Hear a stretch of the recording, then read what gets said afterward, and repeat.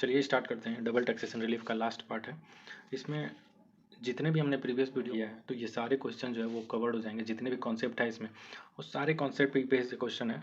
इसमें जो है टेस्ट योर नॉलेज में 10 क्वेश्चन है, 10 क्वेश्चन प्लस 2 इलस्ट्रेशन सारे हम देख लेंगे। मतलब इसमें हम सिर्फ देखते जाएंगे कि जो जो पॉइंट हमने ऑलरेडी कवर कर चुका है वही सारे पॉइंट हैं। कुछ एडिशनल पॉइंट आएंगे तो उस एडिशनल पॉइंट को जो हम डिस्कस कर लेंगे। चलिए स्टार्ट करते हैं। जैसे देखिए लास्ट से स्टार्ट करते हैं। क्वेश्चन नंबर 10 है। मिस्टर रवि जो है इंडिविजुअल है, रेसिडेंट है इंडिया में, जिसकी एज है 45।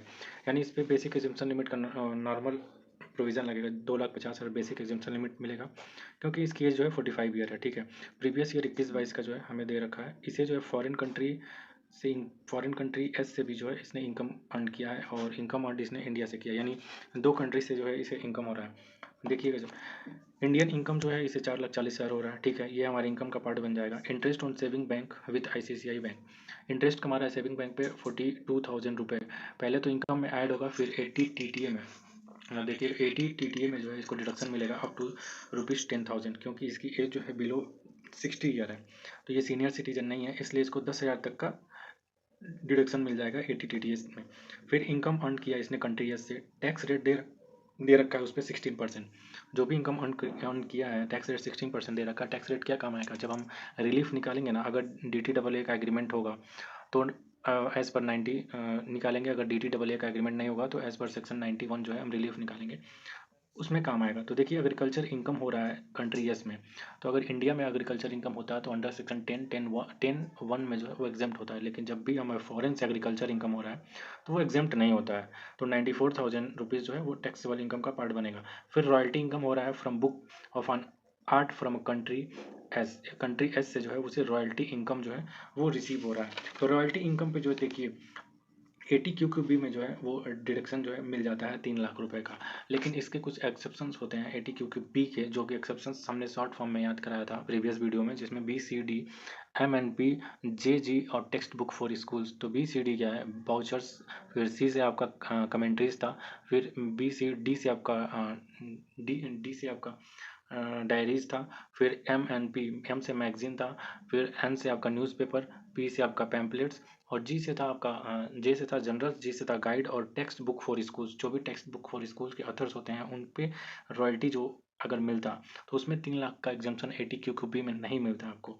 तो यहाँ पे क्योंकि ये आर्ट, बुक ऑन आर्ट, तो जाहिर सी बात हम गवर्नमेंट ने ये आर्ट और इन सबको बढ़ावा देने के लिए ये दिया था रॉयल्टी में डिडक्शन 3 लाख रुपए। ठीक है, तो 7,80,000 आपका इनकम का पार्ट बनेगा। उसमें से 80 QQB में जो है 3 लाख रुपीज़ का डिडक्शन मिल जाएगा।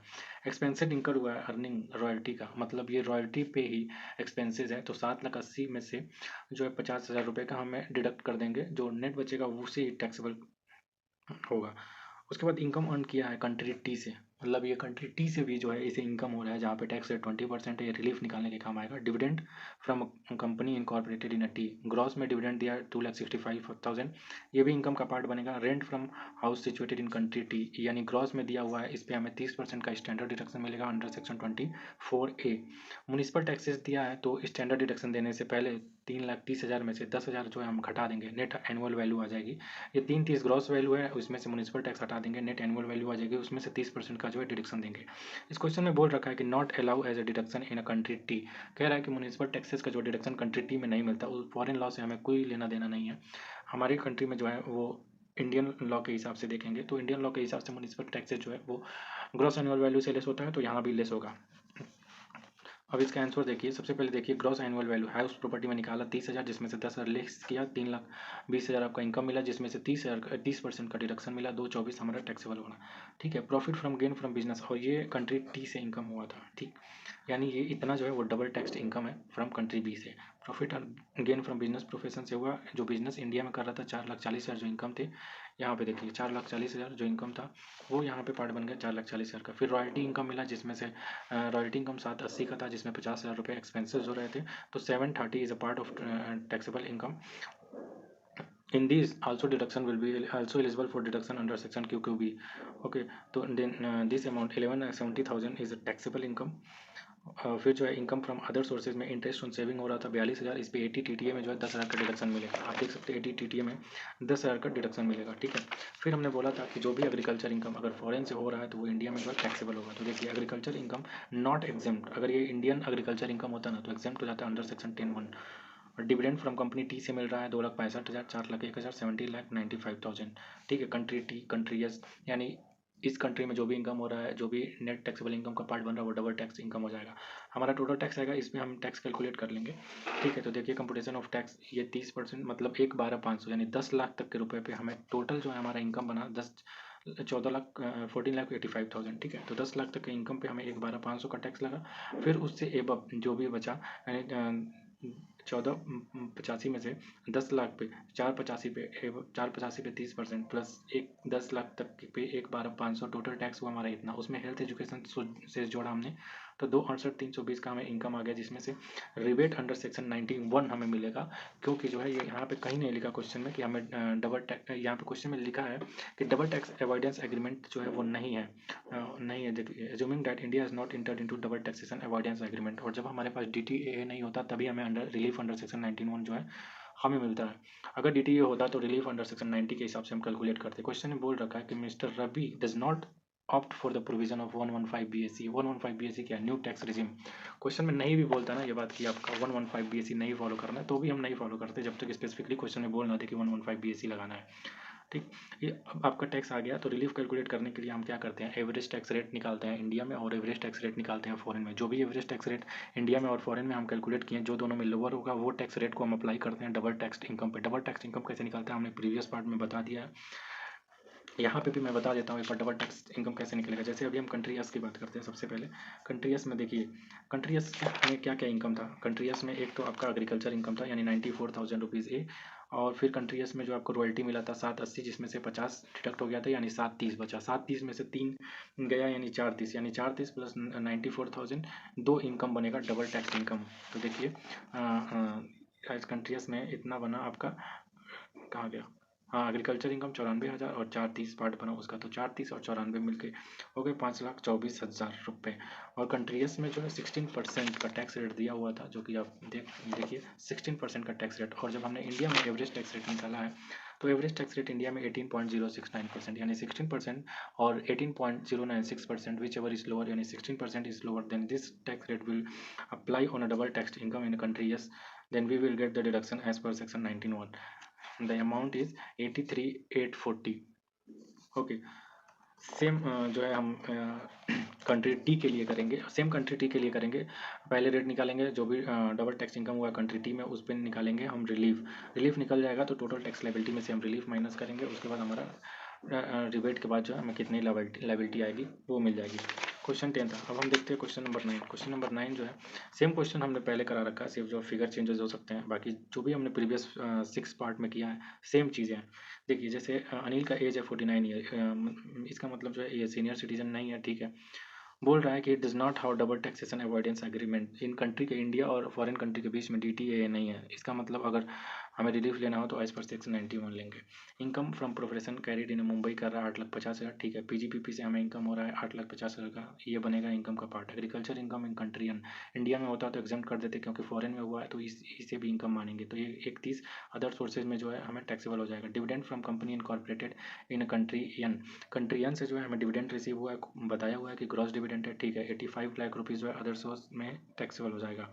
Royalty income from literature book, royalty income from literary book, literary book है ना कि ये टेक्स्ट बुक ऑफ और स्कूल है, इसलिए जो है इस पर जो है 80 की डिडक्शन जो है मिल जाएगी 625 में। और इस पर एक्सपेंसेस हुआ है 75,000 रुपये, तो 625 में से पहले 75,000 हटाएंगे, यानी 550 जो है हमारा टैक्सेबल हो जाएगा। 550 में से हम फिर लास्ट में जब डिडक्शन देंगे तो 80 में 3 लाख रुपये डिडक्ट कर देंगे। Business losses in a country, 1,10,000 जो है वो बिजनेस लॉस है, यानी अगर हमारे पास इंडिया में कोई बिजनेस इनकम है तो सेटअप हो जाता है। वैसे भी बिजनेस इनकम को जो है सेटअप करने के लिए हम एक्सेप्ट सैलरी जो है अदर हेड से सेटअप कर लेते हैं। तो यहाँ पे बिजनेस इनकम है हमारे पास 8,50,000, तो उसके अगेंस्ट जो है हम 1,10,000 रुपये जो है वो सेटअप कर देंगे। Royalty income under other sources दिखाएं या PGPP में दिखाएं, आप कहीं भी दिखा सकते हैं। ICI जो अल्टरनेटिव आंसर लेके करता है, कभी कभी तो अदर सोर्सेज में दिखाता है, कभी कभी बिजनेस हेड के अंदर दिखाता है। तो royalty from income literary book, अगर वो सिर्फ रॉयल्टी फ्रॉम इनकम बोल देना तो आप अदर सोर्सेज में दिखाइए। लिटरेरी बुक में जो है उसने कंसिडर किया है कि उसका बिजनेस का इनकम है, तो उसने पीजीबीपी में दिखा दिया है। अदर सोर्सेज में भी दिखाएंगे तो कोई दिक्कत नहीं है। तो इस तरीके से आप क्वेश्चन नंबर 9 भी कर लीजिएगा। क्वेश्चन नंबर 9, इससे पहले आप मैं कहूँगा कि 6 पार्ट करके आइए ना। 6 पार्ट जो हमने अपलोड किया है, ऐसा कोई पॉइंट ही नहीं बचेगा जो यहाँ पे आपको क्लियर ना हो। इसीलिए जो है हम इसको प्रैक्टिकल रिटन में लिख के नहीं वो कर रहे हैं, सीधे सीधे बुक से ही हम समझ रहे हैं कि क्या क्या है। क्वेश्चन नंबर 8 देखते हैं। क्वेश्चन नंबर 8 में जो है मिस्टर कमेश एंड इंडिविजुअल, इस टाइप का भी क्वेश्चन हमने कर रखा है। सेम क्वेश्चन है, बस इसमें से जो है नाम चेंजेस है, फिगर कुछ चेंजेस है। सेम कमेश इंडिविजुअल 52 ईयर एज है तो ठीक है। टैक्स निकालते टाइम 2,50,000 का बेसिक एक्सटेंशन लिमिट मिलेगा, सीनियर सिटीजन नहीं है। ओके, आगे देखते हैं। इसे जो है ये कंट्री एक्स और कंट्री वाई दोनों जगह से जो इनकम अर्न कर रहा है मिस्टर कमेश, ठीक है। मतलब इंडिया से भी इनकम हो रहा है और कंट्री एक्स कंट्री वाई से भी इनकम हो रहा है। प्रीवियस ईयर 21-22 के लिए हमें कैलकुलेट करना है इसका टैक्स लायबिलिटी और income. India has not inter double taxation avoidance agreement, ठीक है। कोई डीटीए नहीं है तो रिलीफ अंडर सेक्शन 91 हम ले लेंगे।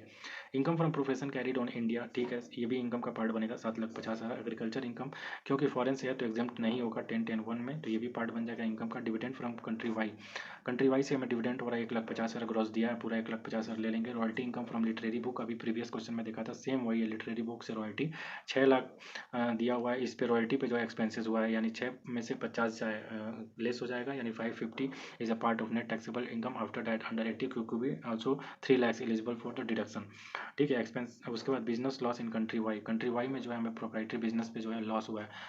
This loss is also eligible for setup under the head PGBP income on in India. Okay, next rent from houses situated in country Y 2,40,000 and under the head house property gross rent value 2,40,000, municipal tax 10,000, this 10,000 is deducted from the 240,000, after that it become 2,30,000, after that under section 24A 30% deduction will be given on this income. Okay, after that after calculating the net total tax gross total income, gross total income के बाद जो है आपका 80 QB का जो deduction मैंने बोला था 3 लाख का एलिजिबल है, और 3 लाख हटाइए आपका टोटल इनकम मिल जाएगा, ठीक है। इस टोटल इनकम पे आप टैक्स लायबिलिटी कैलकुलेट करिए। सेम ऑन स्लैब, कहीं बोला नहीं है कि हम 115, ये बोल दिया है कि 115 बीसी जो हम फॉलो नहीं करेंगे। नहीं भी बोलता तो 115 जो है बीसी वो फॉलो नहीं करते। यहाँ पे जो है टैक्स रेट दिया है कंट्री एक्स में 10%, कंट्री वाई में 20%।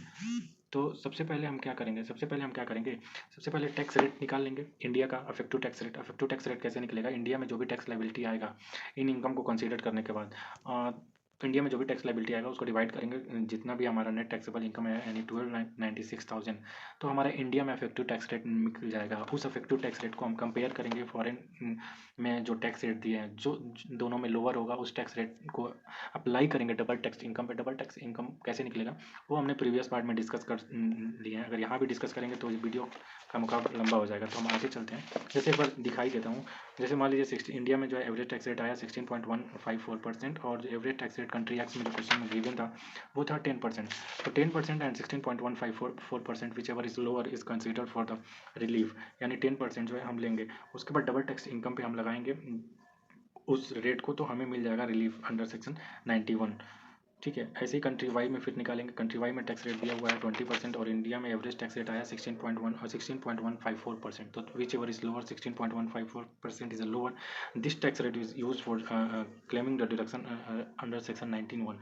तो 91 में जो है कंट्री वाई के लिए हम डिडक्शन निकालेंगे 16.15%, डबल टैक्स इनकम पे जो है वो अप्लाई करेंगे, यानी डबल टैक्स इनकम जो है कंट्री वाई में 2,46,000 आया, जिसपे हम 16.154% लगाएंगे, तो हमें मिल जाएगा ये रिलीफ।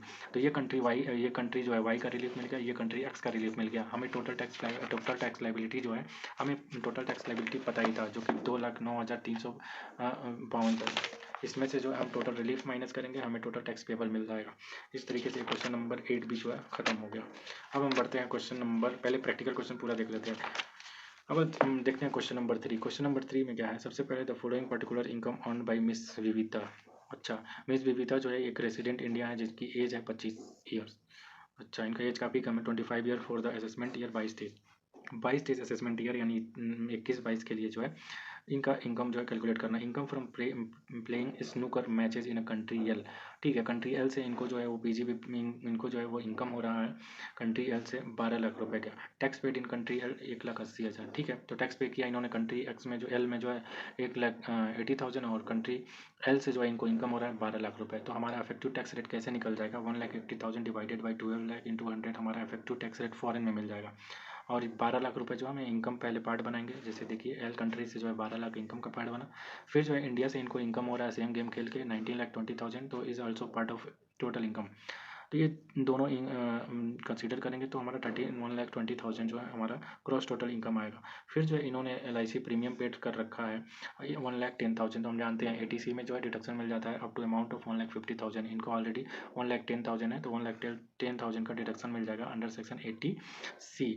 फिर इन्होंने जब मेडिकल इंश्योरेंस प्रीमियम पेड किया है अपने फादर के लिए, जो कि 62 ईयर उनका एज है, यानी ये सीनियर सिटीजन है उनके पापा, और उनके फादर जो है सीनियर सिटीजन है, तो उनके लिए उन्होंने 54,000 रुपये का जो है हेल्थ इंश्योरेंस प्रीमियम पे किया है। तो अंडर सेक्शन 80 में जो है इसके लिए डिडक्शन मिल जाएगा up to the amount of 50,000 rupees, यानी 80D में जो है हमें 50,000 रुपये तक का डिडक्शन मिल जाएगा।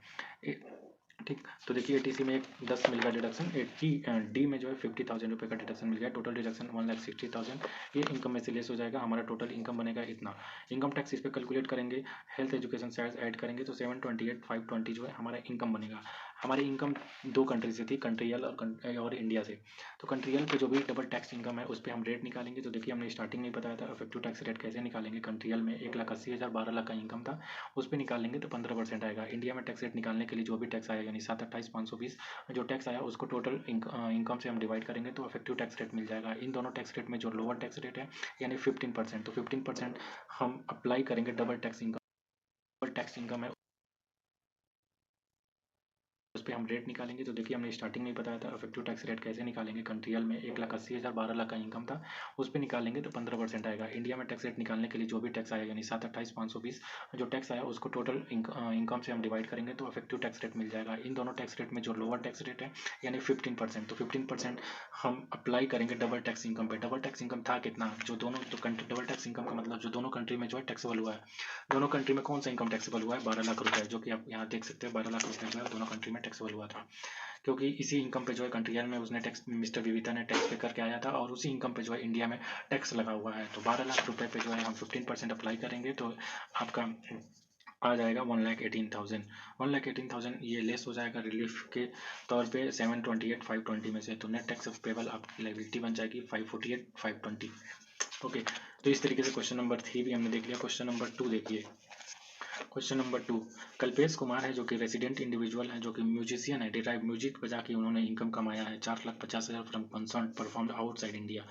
अच्छा, तो ये जो कंसर्ट इन्होंने किया है ये आउटसाइड इंडिया किया है, और आउटसाइड इंडिया से जो है इन्होंने 7,50,000 रुपये कमाए हैं, जिसपे tax of 1 lakh was deducted as a source, यानी TDS कट गया। उनको 7,50,000 जब मिल रहा था तो उस पर जो है उस 7 लाख जो 50,000 इनकम हुई है उस पर TDS भी कटा है 1 लाख रुपए की, ठीक है।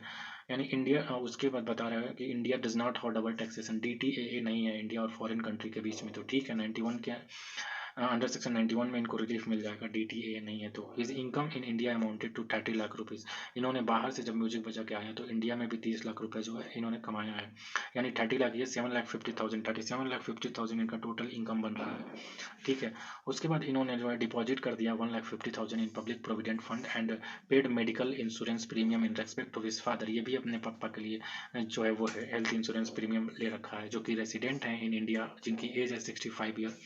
और हेल्थ इंश्योरेंस कितने का लिया है 52,000 रुपये का, यानी 1,50,000 जो पीपीएफ में इन्होंने जमा किया है वो ATC में डिडक्शन मिल जाएगा up to the amount of 1,50,000 and actual amount contributed to the public provident fund whichever is lower. तो यहाँ पे 1,50,000 तक का मिलता है, 1,50,000 इन्होंने इन्वेस्ट किया है तो 1,50,000 का डिडक्शन अंडर सेक्शन 80C मिल जाएगा। और हमें सीनियर सिटीजन के लिए जब भी हम हेल्थ इंश्योरेंस प्रीमियम पे करते हैं तो we are eligible for claiming deduction up to the amount of 50,000 rupees, तो 50,000 रुपये तक का डिडक्शन इस पर क्लेम कर लेंगे हम। अब इन्होंने बताया है कि नॉट अडॉप्ट द 115 BAC, अगर क्वेश्चन नहीं भी बोलता ये लाइन तो भी हम यही कंसिडर करते हैं कि we have not adopt the 115 BAC, और नॉर्मल टैक्स रेट के हिसाब से, नॉर्मल टैक्स रेट के हिसाब से, ओल्ड स्कीम के हिसाब से हम टैक्स निकाल लेते हैं, ठीक है।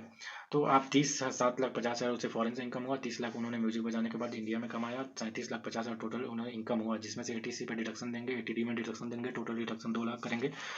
उसके बाद 3550 हमारा इनकम आ जाएगा, जिस पे टैक्स कैलकुलेट करेंगे तो 912,600 हमारा इनकम आएगा। फिर इंडिया में इफेक्टिव टैक्स रेट निकालेंगे, फॉरेन में इफेक्टिव टैक्स रेट निकालेंगे। इंडिया में इफेक्टिव टैक्स रेट कैसे निकालेंगे हमने प्रीवियस क्वेश्चन में जो है डिस्कस कर चुके हैं, प्रीवियस वीडियो में डिस्कस कर चुके हैं। आप एक एक वीडियो देखते आइए ना, पांचों पार्ट देख लीजिए, फिर अगर इस क्वेश्चन में कोई दिक्कत हो तो बोलिए। फिर 13% जो है हम फॉरेन इफेक्टिव टैक्स रेट निकालें, जो दोनों में लोअर है, यानी 13.33%। और फॉरेन में हमने इनकम कितना कमाया था, 7,50,000 रुपये। 750 पे हम ये रेट लगा देंगे, हमारा जो है रिलीफ आ जाएगा 1 लाख रुपए का अंडर सेक्शन 91। इसमें से 9/12/600 में से एक गया, 1 लाख लेस हो जाएगा, जिसमें से 8/12/600 रुपये जो है हम लाइबिलिटी बनेगी हमें टैक्स पे करने की। एक क्वेश्चन नंबर 1 थ्योरेटिकल, ये भी क्वेश्चन देख लेते हैं। जैसे क्या है, कॉस्मोस लिमिटेड एक कंपनी है, कॉस्मोस लिमिटेड एक कंपनी है जो कि इनकॉर्पोरेटेड हुई है मॉरिशस में, okay, and have a branch office in Hyderabad. मतलब मॉरिशस की कंपनी है कॉस्मोस लिमिटेड, जिसका नाम मॉरिशस में कंपनी इनकॉर्पोरेट हुई है जिसका नाम है कॉस्मोस लिमिटेड, ओके। और उस कॉस्मोस लिमिटेड का जो है वो ब्रांच ऑफिस है हैदराबाद में, ओके, ठीक है। तो the Indian branch has filed return income tax assessment year 22-23 के लिए उसने रिटर्न फाइल किया, उसने इनकम जो है डिस्क्लोज किया 50 लाख रुपए, ठीक है। 50 लाख रुपए उसने इनकम दिखाया, कोई दिक्कत नहीं। It paid tax at rate of applicable to domestic country 30%। अच्छा, मतलब फॉरेन कंट्री है, उसका ब्रांच जो है वो इंडिया में है, और उसने क्या किया है 30% के रेट से वो टैक्स पे कर रहा है। आईटीआर जो फाइल किया उसने 30% प्लस एजुकेशन से 4% के रेट से जो है उसने टैक्स पेमेंट किया, ठीक है। कह रहा है double taxation avoidance agreement between India and Mauritius is read as follow. DTA है यहाँ पे, और उस डीटीए में लिखा गया है कि जो taxation on the permanent establishment. अब सबसे पहले बात आ गया कि परमानेंट इस्टेब्लिशमेंट क्या होता है। जैसे एग्जांपल से समझिए, हमारा कोई भी जैसे मान लीजिए हमारा फॉरेन में कंपनी इनकॉर्पोरेट किया, उस फॉरेन कंपनी का इंडिया में कोई भी वर्कशॉप, आउटलेट, फैक्ट्री, ब्रांच, कोई भी हो, इस तरीके का कोई भी हो, तो उसे हम पी कहते हैं। तो वो मान लीजिए फॉरेन में कॉस्मोस लिमिटेड है, उसका ब्रांच है इंडिया में, तो इंडिया का जो ब्रांच है ना वो पी बना, यानी परमानेंट इस्टेब्लिशमेंट हुआ, परमानेंट इस्टेब्लिशमेंट हुआ। तो वही बता रहा है कि the taxation on permanent establishment which an enterprises of contracting state. अब कॉन्ट्रैक्टिंग स्टेट क्या है, कोई भी कंट्री, इंडिया जिससे भी DTAA का एग्रीमेंट करती है, उस स्टेट का हम DTAA एग्रीमेंट में उस स्टेट का, उस कंट्री का नाम ना लिख के हम कॉन्ट्रैक्टिंग स्टेट लिख देते हैं। जैसे मान लीजिए इंडिया का यूएस के साथ जो है वो DTAA का एग्रीमेंट है, तो उसमें जो है जब भी एग्रीमेंट बनेगा तो हम उसमें लिखेंगे कि the double taxation avoidance agreement between the India and contracting state, तो इसलिए हम उसे कॉन्ट्रैक्टिंग स्टेट का नाम दे देते हैं। हैज़, तो ये परमानेंट इस्टेब्लिशमेंट पता चल गया आपको, कॉन्ट्रैक्टिंग स्टेट पता चल गया। कह रहा है कि other contracting state shall not be less favourably levied in other state than the taxation levied enterprises other state carrying on the same activity in the same circumstances. However, the assessing officer computed tax on Indian branch at rate applicable to the foreign company 40% plus higher such education। कह रहा है कि assessing officer के द्वारा लिया गया action as per law है कि नहीं है। तो सबसे पहले ये अंडरस्टैंड करिए क्वेश्चन बोल क्या रहा है। जैसे यहाँ पे जो कॉस्मोस लिमिटेड है ना, उसने पी को, उसकी पी है इंडिया में हैदराबाद में, उस पी पे बोल रहा है कि हम जो है वो 30% बोल रहा है कि फॉरेन कंपनी पे जो हम 30% का जो है वो टैक्स रेट लगाएंगे। सबसे सबसे पहले हम कंसीडर करते हैं हमारा प्रोविज़न क्या कहता है। एज पर सेक्शन अगर हम 90 देखें, एज पर सेक्शन 92 देखें, तो 92 क्या कहता है कि आप जब भी DTAA और एज पर इनकम टैक्स लो जब भी कॉन्ट्राडिक्ट करें ना, हमेशा जो है वो DT कॉन्ट्राडिक्ट करे या ना करे, मतलब DTAA में जो बातें बोल रखी हैं और एज पर इनकम टैक्स लो इंडिया में जो बातें बोल रखी हैं, तो DTAA ना कभी भी प्रिवेल कर जाएगा ऑन इनकम टैक्स लॉ, यानी DTAA की बातें हम मानेंगे, ना कि इनकम टैक्स लॉ की बातें। और दूसरी बात यह है, जब भी हम इनकम कैलकुलेट करते हैं ना, तो देखते हैं कि एसएससी के लिए मोर बेनिफिशियल क्या है। मतलब DTAA में अगर 10% टैक्स रेट दे रखा है, इनकम टैक्स लॉ में कुछ और दे रखा है, तो हम DTAA को जो है प्रिवेल कर जाते हैं, और जो भी एसएससी के लिए मोर बेनिफिशियल है वो हम टैक्स रेट ले लेते हैं, ठीक है।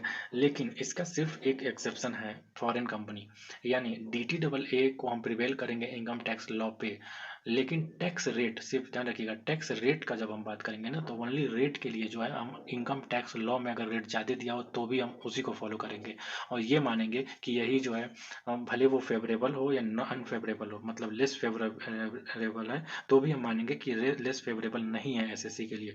एग्जाम्पल से समझिए, जैसे मान लीजिए हम इंडियन कंपनी पे अगर हमारा tax rate as per income tax जो है वो 30% चल रहा है, और फॉरेन कंपनी पे जो है वो 14% चल रहा है। DTAA ने जो बोल रखा है कि DTAA ने कोई बात बोल रखी है तो हम उसके बातों को मानेंगे, लेकिन टैक्स रेट के लिए जो है हम इनकम टैक्स लॉ को कंसीडर करेंगे और रेट जो है 40% लगाएंगे। तो यहाँ पे असेसिंग ऑफिसर भी वही काम कर रहा है, 30% न लगा के 40% जो है रेट लगा रहा है, तो 92 के हिसाब से वो बिल्कुल सही कर रहा है। तो इसका आंसर होगा, आप पहले प्रोविजन लिखिए, फिर लिखिए कि इन द गिवन क्वेश्चन क्या दिया हुआ है, फिर कंक्लूजन पे आइए। जब कंक्लूजन पे आइएगा तो उस क्वेश्चन को कंक्लूजन के साथ क्लोज करिएगा कि असेसिंग ऑफिसर बिल्कुल सही कर रहा है, ठीक है। तो ये हमारा क्वेश्चन नंबर 1 भी हो गया। एक क्वेश्चन थ्योरेटिकल क्वेश्चन में जो है बचा था, वो बचा था क्वेश्चन नंबर 4। ये देखिए, ये भी बोल रहा है question, the concept of permanent establishment is one of the most important concept in determining. बोल रहा है कि परमानेंट एस्टेब्लिशमेंट जो है वो कॉन्सेप्ट एक इंपॉर्टेंट है ये डिटरमाइन करने के लिए tax implications of a cross border transaction, examine the significance thereof when, कह रहा है हमें बताइए significance thereof if double taxation avoidance agreement, ठीक है। Examine the significance thereof when the such transactions are governed by the double taxation avoidance agreement. अगर DTAA है दोनों कंट्री के बीच में तो इसका क्या सिग्निफिकेंस है वो बताइए। जनरली देखिए 92 के हिसाब से मैंने आपको अभी बताया था कि जब भी हमारा कोई परमानेंट इस्टेब्लिशमेंट हो, परमानेंट इस्टेब्लिशमेंट कब होता है, कोई भी office, branches, factory, outlet, sales outlet अगर किसी भी का है, वो अगर उस कंट्री में है तो उसका जो है वो बिजनेस इनकम तभी टैक्सेबल होगा जब सोर्स कंट्री में कोई परमानेंट इस्टेब्लिशमेंट होगा। तो अगर एग्जांपल से समझिए, इंडिया में जो है, इंडिया मान लीजिए यूएस में एक कंपनी है, उसका जो है एक पी जो है इंडिया में है, अगर पी जो है इंडिया में है तो उस वो पी का जो है इनकम इंडिया में तभी टैक्सेबल होगा जो एक्चुअली में पी हो। मतलब मान लीजिए एक्स लिमिटेड जो है यूएस में इनकॉर्पोरेट है, एक्स लिमिटेड जो है इंडिया में एक्सपोर्ट करता है, इंडिया में उसका कोई बिजनेस सेटअप नहीं है, कोई पी नहीं है। बिजनेस सेटअप बोलने का मतलब कोई परमानेंट स्टेब्लिशमेंट नहीं है, तो इंडिया में वो कभी भी टैक्स नहीं पे करेगा। एक्सपोर्ट कर रहा है वो यूएस से, तो यूएस की गवर्नमेंट जाने वहाँ पे टैक्स पेमेंट करेगा। लेकिन अगर मान लीजिए एक्स लिमिटेड जो यूएस में इनकॉर्पोरेट है, उसका कोई परमानेंट स्टेब्लिशमेंट है इंडिया में। परमानेंट स्टेब्लिशमेंट क्या होता है मैंने पहले ही बता दिया, परमानेंट स्टेब्लिशमेंट है तो इंडिया में तब भी टैक्स लगेगा बिजनेस इनकम पे जब उसका परमानेंट स्टेब्लिशमेंट इंडिया में हो। मतलब सोर्स कंट्री में जो है वो पी होना चाहिए, तभी हम उस कंट्री में जो है वो टैक्स लगाएंगे, ठीक है। तो अब टैक्स जब DTAA है दोनों कंट्री के बीच में और सोर्स कंट्री में जो है परमानेंट इस्टेब्लिशमेंट जो है वो है, तो हम सोर्स कंट्री में जो है वो टैक्स लगा देंगे। अगर DTAA नहीं है, अगर मान लीजिए यूएस की कोई कंपनी है, एक्स लिमिटेड इनकॉर्पोरेट है यूएस में, लेकिन जो है वो DTAA नहीं है इंडिया और यूएस के बीच में, और उसका पी जो है वो यहाँ पे इस्टेब्लिश है, मतलब परमानेंट इस्टेब्लिशमेंट है, तब भी वही रूल फॉलो करेंगे। उस केस में जो है वो परमानेंट इस्टेब्लिशमेंट को हम परमानेंट इस्टेब्लिशमेंट ना बोल करके बिजनेस कनेक्शन का नाम दे देते हैं। मतलब business connection is alternative of permanent establishment if there is no double taxation avoidance agreement between the US and the India. Okay, तो इस तरीके से क्वेश्चन नंबर 4 भी हो गया। क्वेश्चन नंबर 5, क्वेश्चन नंबर 5 और 6 आप देख लीजिएगा, हो जाएगा, इसमें कोई ज़्यादा नहीं है, ठीक है। तो हमने सारा क्वेश्चन जो है वो कर लिया। क्वेश्चन नंबर 10 से 9 अब आगे देखते हैं। 2 इलस्ट्रेशन है हमारे पास, ठीक है, उसको भी कंसीडर कर लेते हैं। इलस्ट्रेशन 2 देखिए क्या कह रहा है। नंदिता एक इंडिविजुअल रेसिडेंट है जिन्होंने जो रिटायर्ड हो रही है, employ of Prasar Bharati as 60 year, यानी ये सीनियर सिटीजन है, is a well known dramatist deriving income 1,10,000 from theatrical work played abroad. ओ इन्हें फॉरेन से इनकम हो रहा है 1,10,000 रुपए का, ठीक है, जिसपे इनका TDS कट गया 11,000 रुपए। अफेक्टिव टैक्स रेट कैसे निकालेंगे, 11,000 डिवाइडेड बाई 1,10,000 इंटू 100, तो अफेक्टिव टैक्स रेट फॉरेन का मिल जाएगा, जिसका यूज हम करेंगे रिलीफ निकालने के लिए। फिर बोल रहा है कि India does not have any DTAA, तो ठीक है DTAA नहीं है अंडर सेक्शन 90, तो हम अंडर सेक्शन 90 ही जो है इनका टैक्स रिलीफ निकालेंगे। With the country her income in India amounted to 6,10,000, foreign से इन्होंने 1,10,000 कमाया और इंडिया में जो है इन्होंने 6,10,000 जो है रुपीज अर्न किया है, ठीक। In the view of the tax planning, she has deposited 1,50,000 in the public provident fund. Okay, then this amount is eligible for deduction under section 80C. ठीक है, 1,50,000 जो है वो डिडक्शन में एलिजिबल हो जाएगा अंडर सेक्शन 80C। फिर जो है इन्होंने public provident fund, paid contribution approved fund LIC 32,000 रुपये का जो है वो इन्होंने LIC में पेड किया है, ठीक है, तो वो भी 80CCC के अंडर जो है उनको इसका रिलीफ उसको डिडक्शन मिल जाएगा 32,000 रुपये का। तो ATC में 1,50,000 रुपये क्लेम करेंगे और फिर जो है ATCCC में जो है 32,000 रुपये क्लेम करेंगे। और उन्होंने कंट्रीब्यूट किया है, contribute 28,000 to central government health scheme, मतलब अपने लिए उन्होंने हेल्थ स्कीम लिया है और कंट्रीब्यूट किया है सेंट्रल गवर्नमेंट को 28,000 रुपये, जो कि 80D में जो है उसका डिडक्शन मिल जाएगा। फिर आगे देखते हैं, and give payment medical insurance premium 26,000 to insure health of her mother. वो अपने के साथ साथ अपने माता जी का भी इन्होंने जो है हेल्थ इंश्योरेंस ले रखा है, अपने मदर का जो है हेल्थ इंश्योरेंस ले रखा है और उस पर जो है इन्होंने प्रीमियम दिया है 26,000 रुपये। और इनकी माता जो है वो नॉन रेसिडेंट है, उनकी एज जो है 84 साल है। तो क्यों ना उनका एज जो है 60 ईयर्स से ज़्यादा हो, वो सीनियर सिटीजन हैं, लेकिन यहाँ पे 80D में जो है वो 50,000 का डिडक्शन नहीं क्लेम कर पाएंगे, क्योंकि यहाँ पे दो कंडीशन है, एक तो सीनियर सिटीजन होना चाहिए प्लस रेसिडेंट होना चाहिए, तब भी जो है आप मैक्सिमम लिमिट 50,000 का बेनिफिट उठा सकते हैं। अगर आप नॉन रेसिडेंट हैं तो यहाँ पे मैक्सिमम जो, और सीनियर सिटीजन है तो आपको मैक्सिमम जो है 25,000 रुपये का जो है डिडक्शन मिलेगा।